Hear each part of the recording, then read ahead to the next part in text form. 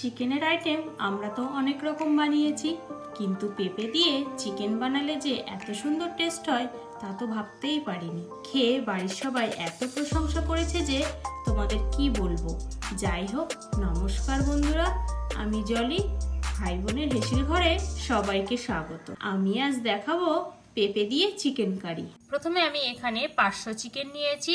চিকেনে এবার বড় চামচের 1 চামচ লবণ, হাফ চামচ মরিচ গুঁড়ো, একটা পাতিলেবুর অর্ধেকটা রস দিয়ে 10 মিনিট ম্যারিনেট করে রাখলাম। এবার একটা টমেটো, কয়েকটা কাঁচা লঙ্কা, হাফ ইঞ্চি আদা, 18 থেকে 20টা রসুনের কোয়া এবং 8 থেকে 10টি শুকনো লঙ্কা নিয়ে ব্লেন্ডার জারে একটা স্মুথ পেস্ট বানিয়ে নিলাম। আর নিয়েছি দুটো মাঝারি মাপের পেঁয়াজ আর একটা মাঝারি সাইজের পেঁপের অর্ধেকটা একটু মোটা মোটা করে কেটে নিয়েছি। ফোড়নের জন্য নিয়েছি একটা তেজপাতা, দুটো শুকনো লঙ্কা এবং গোটা গরম মশলা। ফ্রাইং প্যানে রান্নার জন্য তেল দিয়ে দিলাম। তেলটা গরম হলে শুকনো লঙ্কা, তেজপাতা, গোটা গরম মশলা ফোড়ন দিয়ে দিলাম। ফোড়নটা একটু তেলে নাড়াচাড়া করেই দিয়ে দিলাম কুচি কুচি করে কেটে রাখা পেঁয়াজ। পেঁয়াজটা তেলে একটু ভেজে নিয়েই দিয়ে দিলাম আদা, টমেটো, রসুনের পেস্ট। সবকিছু তেলের সাথে 2 মিনিট কষিয়ে নিয়ে দিয়ে দিলাম পেঁপের টুকরোগুলো। সাথে দিলাম হাফ চামচের একটু বেশি জিরে গুঁড়ো, হাফ চামচের একটু বেশি ধনে গুঁড়ো, 1 চামচ লবণ, 1 চামচ হলুদ। সবকিছু উপকরণ তেলের সাথে ভালোভাবে 2 থেকে 3 মিনিট কষিয়ে নিয়ে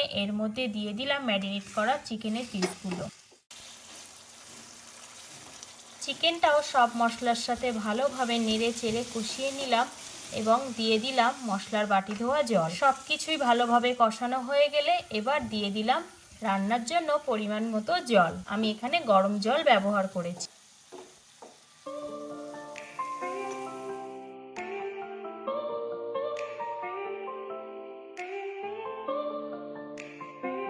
ঝোলে এবার হাফ চামচ লবণ এবং হাফ চামচ হলুদ গুঁড়ো দিয়ে ভালোভাবে নেড়ে 10 মিনিট ঢাকা দিয়ে দিলাম রান্নাটা হতে দেওয়ার জন্য।